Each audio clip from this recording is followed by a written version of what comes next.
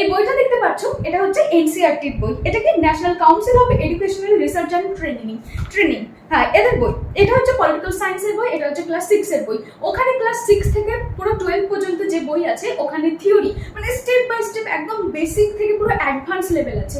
যদি এইটা পুরো 6 থেকে 12 ক্লাস পর্যন্ত যদি কভার করা যায় তাহলে পলিটিক্যাল সায়েন্সে পুরো এক্সপার্ট হয়ে যাবে।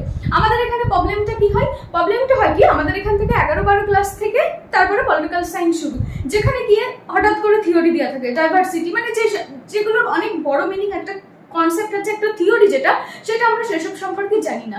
এবার আমাদের যেহেতু এখানে এরকম তো কি করাই যাবে, তো এই চ্যানেলে আমরা থিওরি রিলেটেড ভিডিও পোস্ট করবো, যেটা দেখলে বেসিক থেকে একদম থিওরি পুরো ক্লিয়ার হয়ে যাবে, যাতে কোনো সমস্যা না হয়। আর থিওরি জানতে গেলে পলিটিক্যাল সায়েন্স পড়তে হবে, পলিটিক্যাল সায়েন্স না পড়লে থিওরি জানা মুশকিল। এবং যারা মনে করছে পলিটিক্যাল সায়েন্স নিয়ে ইন ফিউচার মানে ওপরে যেতে চাও, তো তোমাদের থিওরি জানাটা মাস্ট ইম্পর্টেন্ট।